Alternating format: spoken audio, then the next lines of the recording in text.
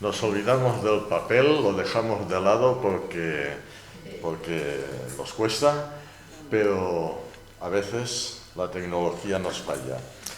Gracias. Decía que esta mañana había estado predicando en Palencia sobre los dos primeros versículos de este capítulo 40 y lo hacía bajo el título de el carácter de Dios. ¿Cómo es Dios? ¿Cuál es el carácter de Dios? Y esta tarde pues paso a los últimos versículos del capítulo 40, del versículo 28 al 31, y el título que le he puesto a la predicación de esta tarde es Promesas para el cansado. Así que el capítulo 40 de Isaías es uno de los capítulos que más me gustan de la Biblia. Y eso, empezar al principio con el carácter de Dios, terminar con promesas de Dios para el cansado, y en medio hay toda una serie de expresiones del profeta de la gran obra que Dios ha hecho entre nosotros y para nosotros. Así que estamos en este texto y vamos a leerlo. Isaías 40 del 28 al 31. Dice así: ¿No has sabido? ¿No has oído? Leo en la versión de Reina Valera del 2020. Si estuviese aquí el secretario de la Sociedad Bíblica me daría las gracias y yo le pediría una Biblia gratis.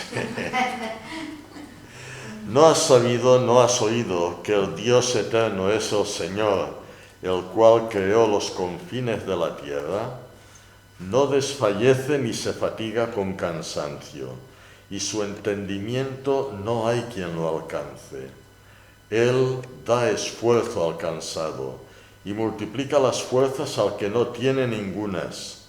Los muchachos se fatigan y se cansan, los jóvenes flaquean y caen, mas los que esperan en el Señor tendrán nuevas fuerzas, levantarán alas como las águilas, correrán y no se cansarán, caminarán y no se fatigarán. Preciosas palabras de Dios a través del profeta. La vida cristiana en ocasiones se nos presenta bajo la metáfora del peregrino. Quizás conoceréis muchos el famoso libro de Juan Bunyan, el progreso del peregrino. Y la Biblia nos recuerda eso, que somos peregrinos en esta tierra. Leemos en la carta a los Hebreos, capítulo 11, en el versículo 13, donde dice el autor de esta epístola: todos estos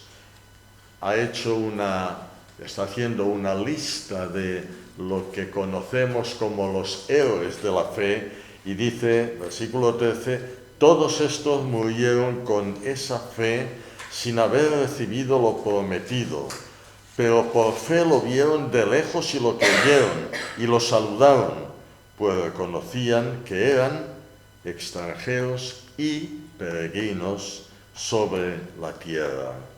Esta es la realidad. Estamos en este mundo y somos extranjeros y peregrinos. Y también en la primera carta del apóstol Pedro, capítulo 2 y versículo 11, el apóstol nos exhorta: amados, yo ruego que como extranjeros y peregrinos, repite, que sois, os abstengáis de los deseos carnales que batallan contra el alma. Es decir, que el hecho de ser extranjeros y peregrinos nos da una identidad que no debemos de perder, que no debemos obviar. Somos hijos de Dios, somos peregrinos. Juan Bunyan, en su obra monumental, El peregrino, describe la experiencia de cristiano y cómo en su largo andar, en su largo peregrinaje, en muchas ocasiones ha de superar pruebas y dificultades que le provocan cansancio, le provocan llegar hasta el agotamiento. Por ello, a veces se detiene para descansar, beber de una fuente de agua, dormir y renovar sus fuerzas para seguir el camino hasta su destino, el cielo. Esta es una realidad. Somos peregrinos. Estamos en este mundo de paso. Somos peregrinos. ¿Y cuántas veces el cansancio nos derrota? ¿Cuántas veces exclamamos, no puedo más? ¿Cuántas veces el desaliento nos invade y no tenemos ánimo para seguir? Ese es un buen momento para detenernos y escuchar otra vez las promesas de Dios. No nuestras promesas, las promesas de Dios, que son promesas de aliento y de nuevas fuerzas, lo que nos dice el profeta Isaías en los versículos que hemos leído. Con este capítulo 40 de Isaías se inicia lo que sería la tercera sección de la profecía, una sección dirigida principalmente a los que iban a volver del cautiverio. Sabéis que el pueblo de Israel estuvo cautivo de los asirios, después de los babilonios, y en esta ocasión llevaban muchos años en el exilio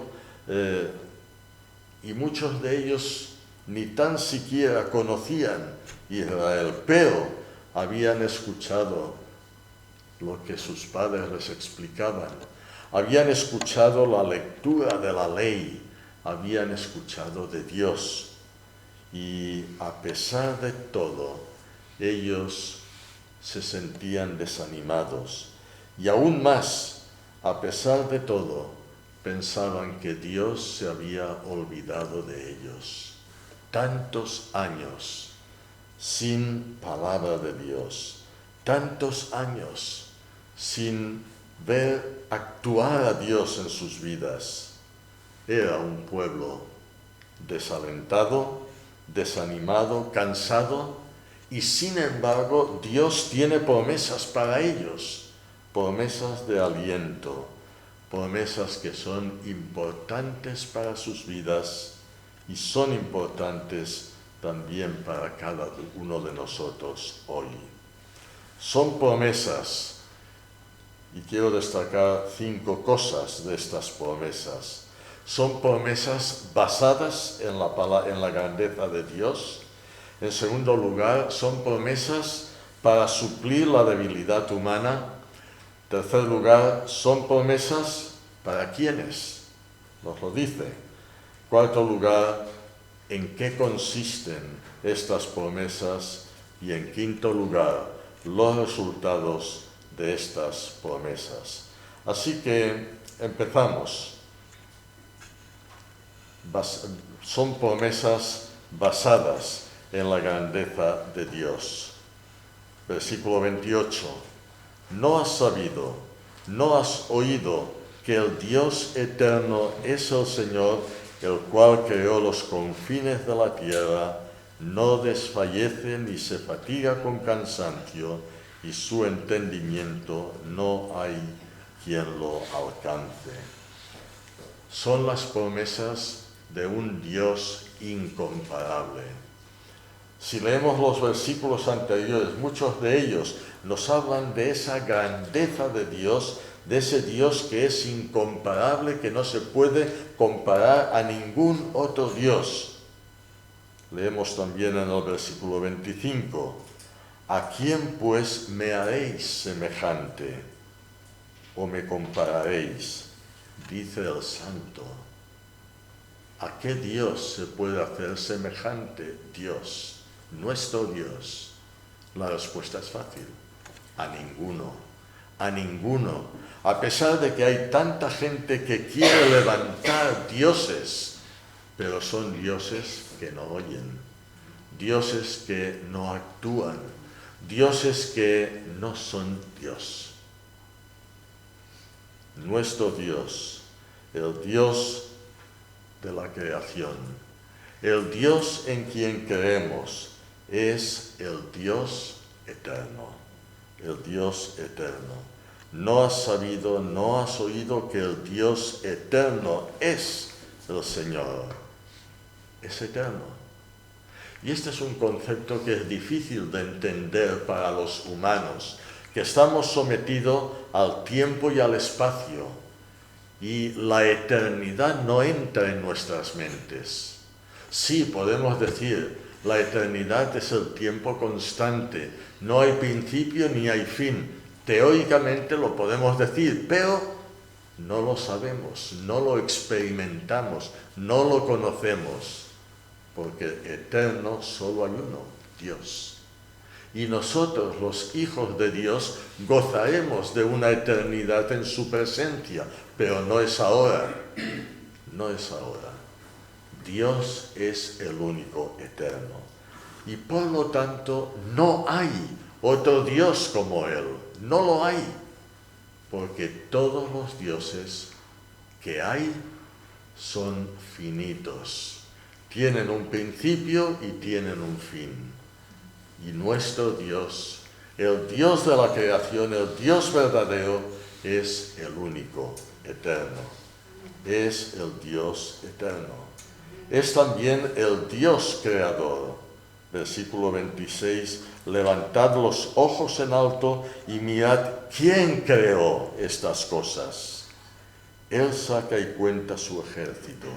A todas llama por sus nombres y ninguna faltará. Dios es el Dios creador. ¿Quién creó estas cosas?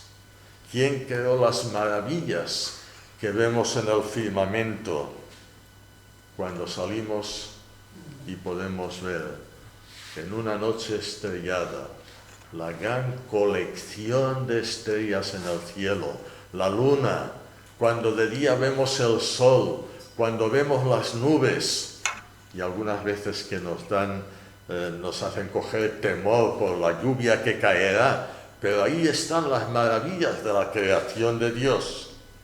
Y eso nos lleva a pensar que Dios es el creador. Él ha creado todo, el universo, lo que vemos y lo que no vemos.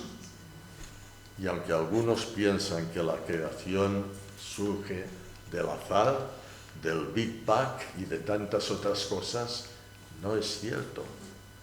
No hay argumentos para defender esas cosas.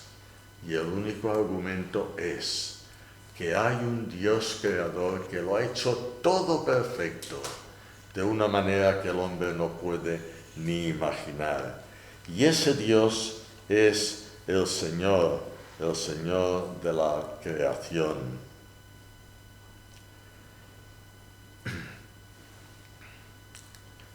En el versículo 28 hemos leído, no has sabido, no has oído que el Dios eterno es el Señor, el cual creó los confines de la tierra. Ese es nuestro Dios. Un Dios único, grande.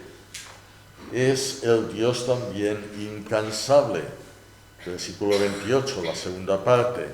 Ese Dios de la creación no desfallece ni se fatiga con cansancio y su entendimiento no hay quien lo alcance.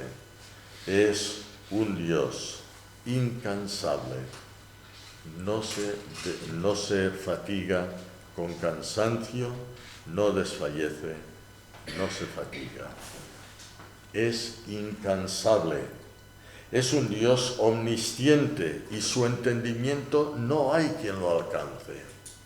Su entendimiento está por encima de todo nuestro entendimiento, muy por encima. Él es omnisciente, todo lo sabe, y es el Dios sustentador. Versículo 29.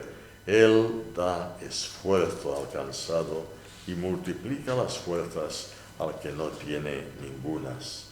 Esta es la grandeza de nuestro Dios, un Dios incomparable, un Dios eterno, un Dios creador, incansable, omnisciente, sustentador. Así es, y este es el Dios que tiene promesas para nosotros. Promesas, hemos visto, basadas en su grandeza, problemas, en segundo lugar, para suplir la debilidad humana. Versículo 30. Los muchachos se fatigan y se cansan, los jóvenes flaquean y caen. Esta es la debilidad humana. Cuando somos jóvenes nos parece que podemos con todo. Cuando llegamos a cierta edad ya empezamos a ver que no podemos con todo. Y cuando avanzamos más en nuestra edad decimos que no podemos casi nada, casi nada. Esta es una realidad. Y fijaos cómo utiliza la metáfora el profeta inspirado por Dios. ¿Quiénes, desde nuestra perspectiva humana, quiénes no se cansan? Pues los jóvenes. ¿Quiénes no se fatigan? Los jóvenes. Los jóvenes. Estos todo lo pueden. Vaya, cuando empezamos a tener hijos ya un poco mayores, no te digo nada. Cuando somos abuelos y tenemos nietos, nuestros nietos nos agotan. No podemos con ellos. Pero los niños, los jóvenes, pueden con todo. O por lo menos eso pensamos, ¿no? Y es lo natural. La fuerza, el poder está en los jóvenes, en los muchachos. Pero eso es algo propio de la condición humana. Y a pesar de ello, dice el profeta, aún ellos, los más fuertes, caen. Los muchachos se fatigan y se cansan. Los jóvenes flaquean y caen. Eso es natural en nosotros y a los de cierta edad no lo es en los jóvenes, ¿verdad? Por lo tanto, eso es algo característico de la condición humana. Y Pablo lo entendió perfectamente cuando Dios le dijo, mi poder se perfecciona en la debilidad. Cuando somos débiles, experimentamos el poder, la fuerza que viene de Dios, que Él nos da. Y no me importa que no pueda correr, no me importa que me canse caminar, pero sí que me importa tener la fuerza, el poder de Dios en mí. Y eso,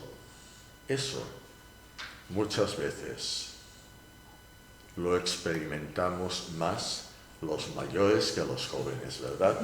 Tantos años de vida cristiana, tantos años de vivir buscando a Dios, sirviendo a Dios. Estamos preparados, somos fuertes en Dios. Y a pesar de nuestra debilidad física, el poder de Dios se perfecciona en nosotros. Tercer lugar, ¿para quiénes son estas promesas de Dios? Versículo 31, las primeras palabras. Mas los que esperan en el Señor tendrán nuevas fuerzas. los que esperan en el Señor. Y fijaos, en la Biblia, si tenéis la versión del 60, utiliza un adverbio, pero los que esperan en el Señor. En esta versión del 20, en lugar del pero utiliza el más, que en un sentido es lo mismo, pero los que esperan en el Señor, más los que esperan en el Señor es lo mismo. Pero el pero tiene una fuerza muy potente, siempre.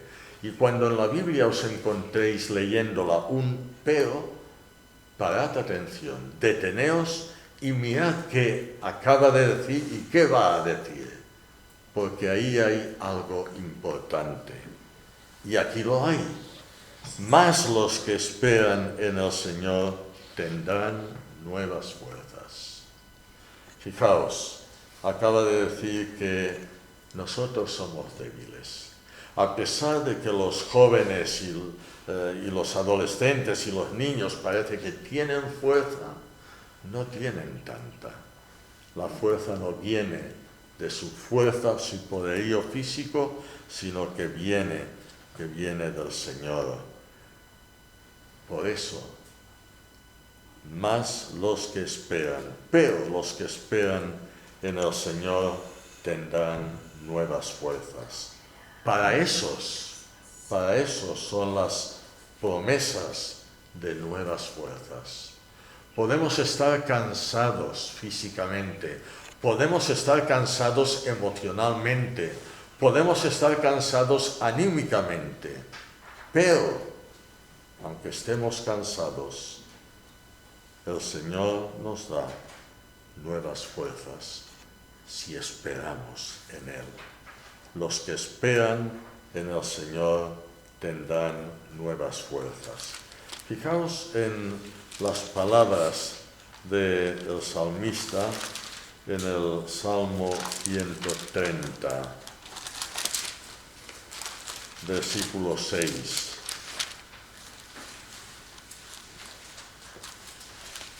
Salmo 130, versículo 6. Mi alma espera en el Señor, más que los centinelas a la mañana, más que los vigilantes a la mañana. Y este versículo siempre ha sido una nota para mí. Lo descubrí cuando estaba haciendo el servicio militar. ¿Sabéis por qué? Porque cuando me tocaba una guardia en el cuartel de noche, tenía bastante miedo. Tenía bastante miedo porque además era en el Pirineo aragonés y además era cuando ETA estaba matando militares en muchos sitios. Y leer estas palabras fue un descubrimiento precioso para mí. Mi alma espera en el Señor. Señor, ayúdame a esperar en ti. Y esperando en ti, veré y pensaré que tú me protegerás, que tú me cuidarás. Y esperaba en el Señor más que los centinelas a la mañana. Yo os aseguro que aquella noche yo tenía unas ganas inmensas de que pasara la noche y pudiese volver a mi habitación. Pues más que esas ganas, tenía las de esperar en el Señor. Mi alma espera en el Señor. ¿Y en qué consisten esas promesas? Versículos 29 y 31. Él da esfuerzo al cansado y multiplica las fuerzas al que no tiene ningunas. Y versículo 31. Más los que esperan en el Señor tendrán nuevas fuerzas. Las fuerzas, las promesas del Señor consisten en las nuevas fuerzas que Él nos da. Podemos estar cansados, desanimados, agotados. Pero el Señor nos da nuevas fuerzas si esperamos en Él. Y no nos da nuevas fuerzas. Dice que multiplica las fuerzas al que no tiene ningunas. Y como consecuencia de ello, tendrá nuevas fuerzas. Y el versículo 31 nos explica un poco en qué consisten esas nuevas fuerzas. Los que esperan en el Señor tendrán nuevas fuerzas, levantarán alas como las águilas, correrán y no se cansarán, caminarán y no se fatigarán. Y fijaos la metáfora que utiliza.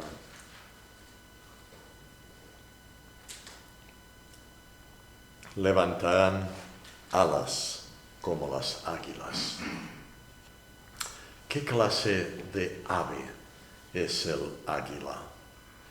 Es un ave poderosa. Se dice que es la más poderosa de las aves. Es capaz de remontar el vuelo hasta alturas que ninguna otra ave puede alcanzar. Y hacerlo con fuerza. Y es capaz de volar durante horas y horas sin parar. Y es capaz de remontar el vuelo, aun cuando está malherida. Es como el ave fénix, que resurge de sus cenizas, que es capaz de levantarse y volar hasta lo más alto, y volar, y volar, y volar. Tendrán nuevas fuerzas. Levantarán las alas como las águilas. Y estos son los resultados de las promesas de Dios. Levantar alas como águilas. Y esto nos sugiere algunas cosas. Solo para destacar tres, esto nos sugiere la idea de elevación. Decía, el águila sube hasta lo más alto, lo más alto. Y esto nos ayuda a pensar en la comunión con Dios. Dios está en lo más alto, pero a la vez está en nosotros. En nosotros. Y no hace falta que tengamos las fuerzas para remontar el vuelo, para volar. Sí que importa que tengamos las fuerzas para mantener nuestra comunión con Dios. Una comunión que nos instruye y que nos capacita para un mejor servicio. Y lo que nos ilustra esta idea de elevación es también la idea de estar en esa posición de elevación en cuanto a nuestras convicciones. ¿Cuáles son nuestras convicciones? ¿Son convicciones humanas o son convicciones espirituales? ¿Son convicciones humanas en la filosofía humana, basadas en la filosofía humana, basadas en la inteligencia humana o incluso ahora en la inteligencia artificial, o están basadas en la comunión con Dios, en la relación con Dios? Nuestras convicciones han de estar en Dios y en su palabra.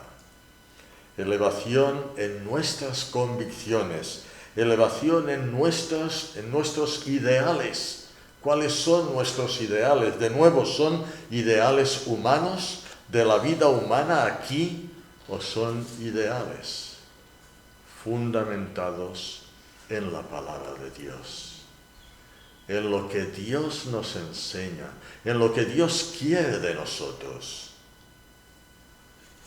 Convicciones, ideales, propósitos, los propósitos de Dios para nuestra vida y también en nuestros sentimientos.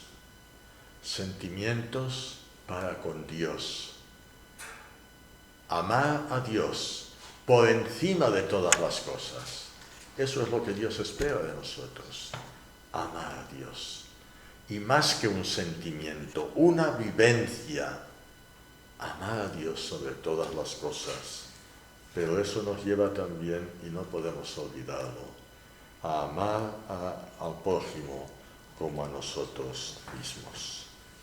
Así que la idea de elevación nos ayuda a elevarnos hacia Dios y mantener nuestra comunión con Él.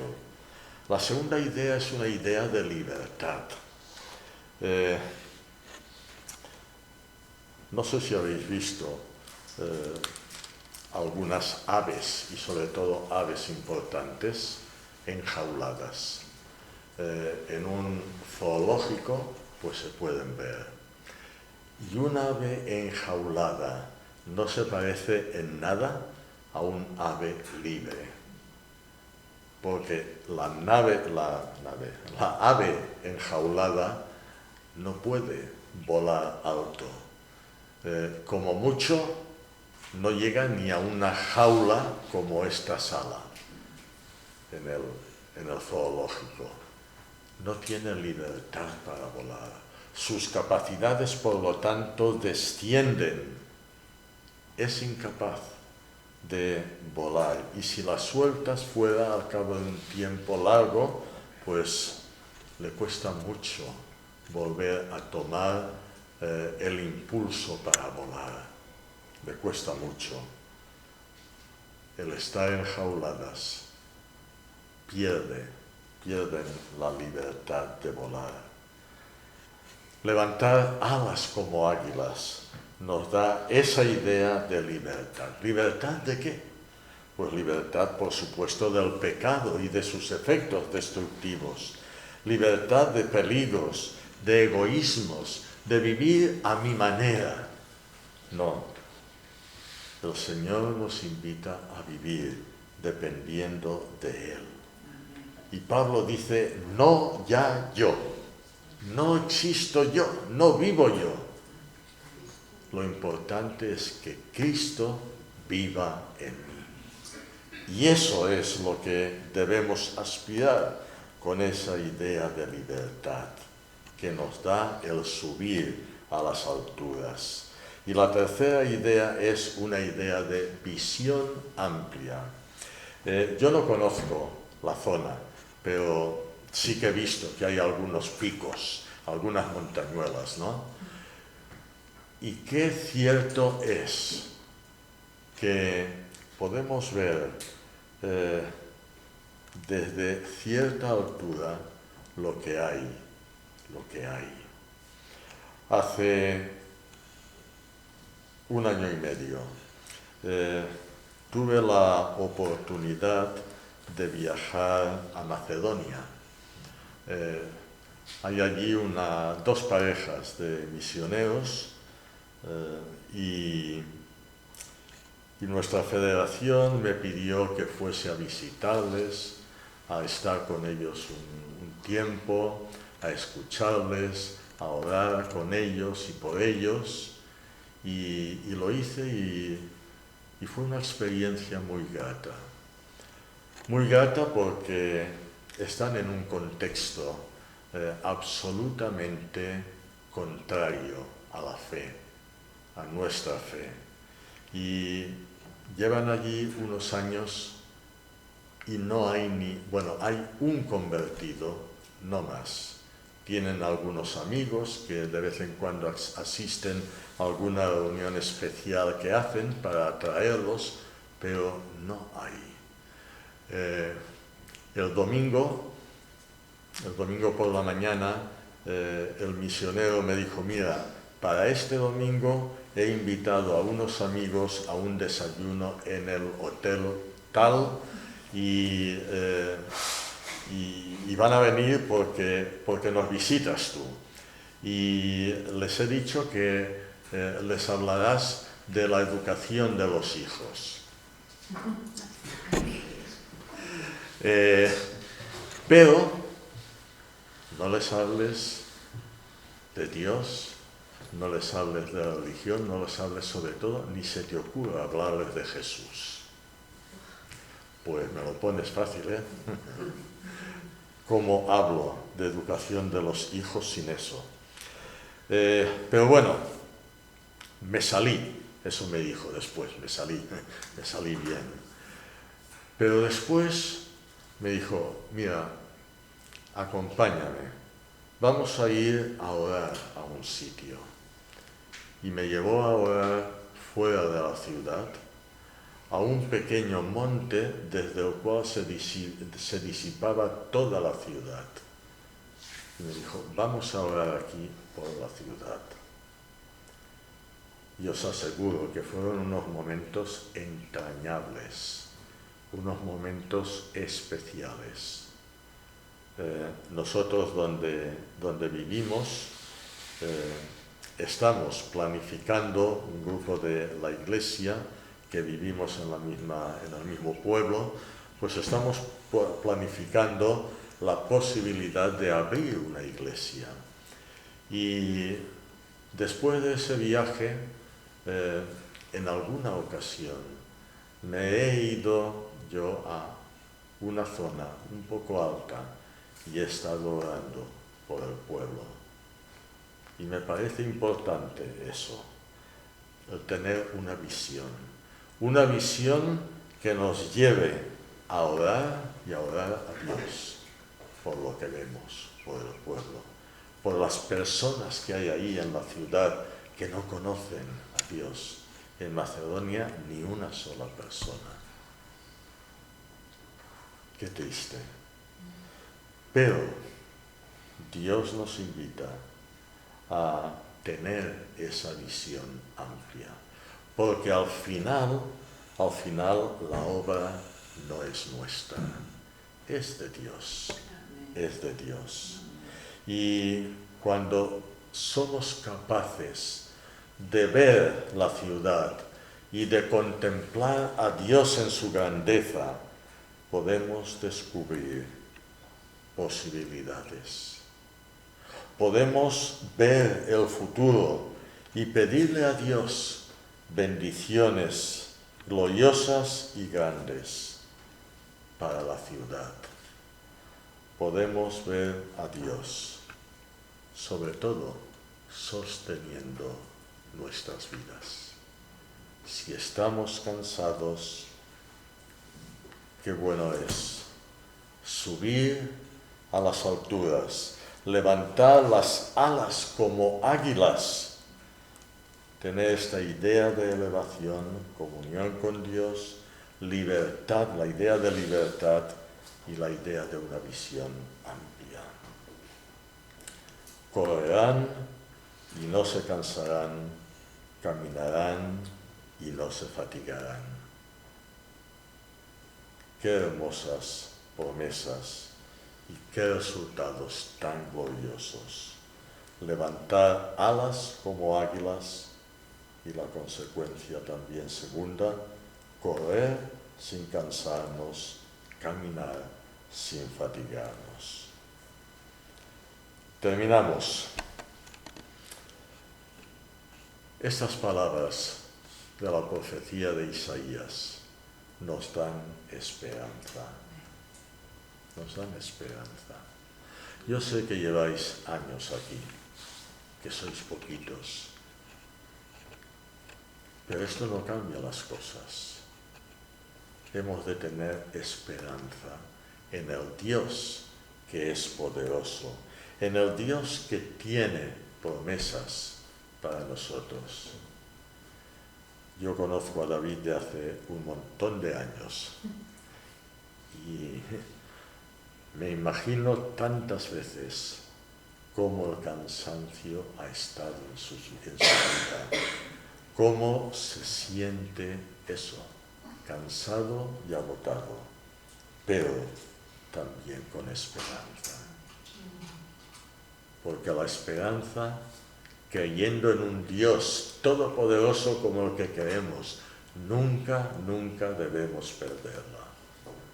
Él a su tiempo obrará. Y a veces obra cuando nosotros ya no estamos aquí.